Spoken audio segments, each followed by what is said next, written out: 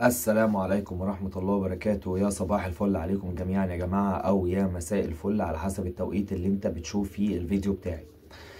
ترامب يبدأ أكبر عملية ترحيل حصلت في تاريخ الولايات المتحدة الأمريكية. آخر خطاب ليه قال كده بلسانه. ارجع يا باشا على اليوتيوب وشوف آخر خطاب قاله دونالد ترامب. قال كده حرفيا: هتبدأ أكبر عملية ترحيل حصلت في تاريخ الولايات المتحدة الأمريكية من لحظة توليه حكم رسميا الولايات المتحدة الأمريكية. يعني لأن هو لغاية دلوقتي لسه ما مسكش. الخطاب ده قال فيه حرفيا كده يا جماعة، وهحاول برضه اسيب لكم الفيديو في الديسكريبشن. أكبر عملية ترحيل حصلت في تاريخ الولايات المتحدة الأمريكية هتبدأ منذ توليه حكم رسميا أمريكا. طيب إيه الحل؟ بصوا يا جماعة، عشان بس إيه ما أطولش عليكم ونحرق بنزين كتير. معاك فيزا سياحة وعايز تقعد في أمريكا، مش عايز ترجع، يبقى حضرتك أول ما توصل من المطار، أول ما تخش البلد، قبل ما تطلع تحط هدومك في البيت اطلع على محامي وقدم لجوء. تمام؟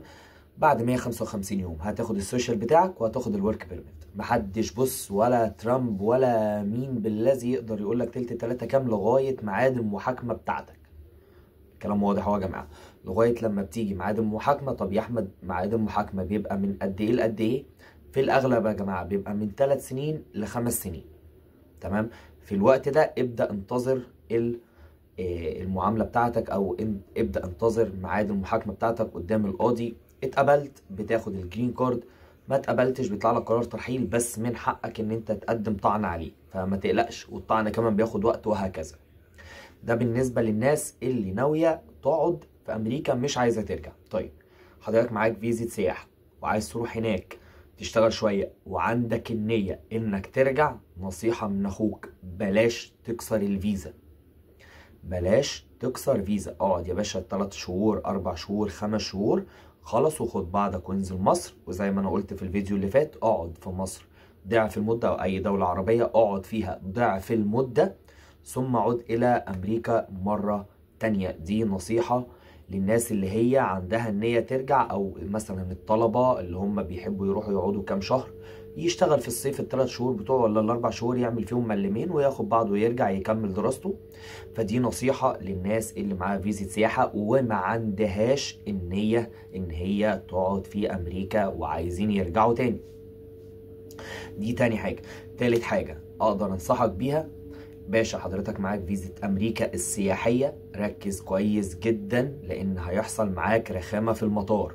وانا قلت الكلام ده في اكتر من فيديو. ايه الحل بتاعه؟ حضرتك تكون حاجز ذهاب وعودة مدفوع وغير قابل للالغاء، فندق او حتى هوستل ويكون مدفوع، يكون معاك كاش ماني من 1500 ل 3000 دولار مش اكتر من كده، يكون معاك شنطة واحدة بس، ويكون الملابس اللي موجودة فيها هي ملابس مرتبطة بفصل اللي انت موجود فيه. يعني حضرتك رحت في فصل الصيف، يبقى الهدوم اللي معاك مرتبطة بفصل الصيف.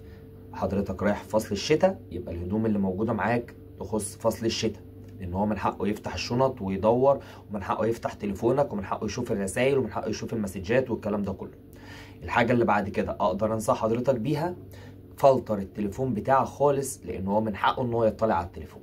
فلتر التليفون بتاعك خالص، خلي كل حاجة موجودة في تليفونك تخص امريكا هي عن السياحة فقط. اي شات، اي دردشة، واتساب، ماسنجر مع حد او مع شركة او مع مصنع او مع نادي او اي حاجة ليه علاقة ان انت هتستخدم فيزا السياحة في شيء غير السياحة، ده هيعرضك للخطر وهيرجعك بلدك وهيكنسل لك الفيزا.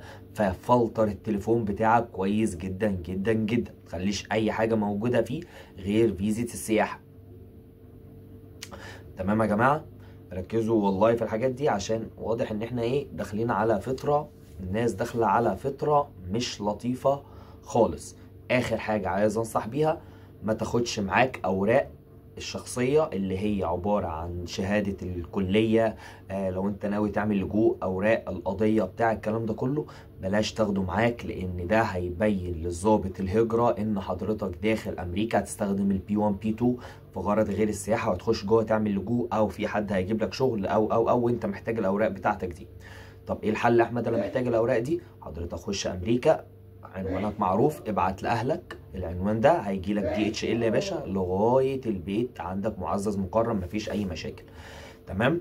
فركزوا يا جماعه عشان خاطر الايام اللي جايه دي واضح ان هي مش لطيفه، وفعلا شكله مش بيهدد بس شكله هينفذ. وبالنسبه لاخواتي اللي موجودين في امريكا ولسه ما عدلوش وضعهم، رجاء رجاء رجاء ابدا عدل وضعك. ابدا يا باشا قدم في اللجوء علشان محدش يجي يكلمك وتبقى معرض للترحيل. تمام. قدم لجوء يا باشا عشان تبقى الدنيا معاك، لو حد جه اتكلم معاك ايه ده، لا يا باشا انا معايا ورقي وما عنديش اي مشكله.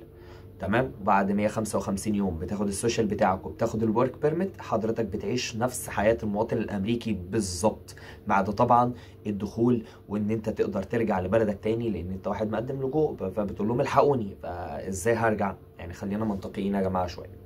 تمام. اللهم اني قد بلغت، اللهم فاشهد. تنسوش يا احلى عيله واحلى صحاب في الدنيا نعمل سبسكرايب في القناه، اعمل لايك للفيديو والكومنت اللطيف، ولو حتى عندك اي استفسار سيب لي، انا كده كده برد على كل الكومنتات. اتمنى ما اكونش طولت عليكم وفدتكم بمعلومه، والسلام عليكم ورحمه الله وبركاته.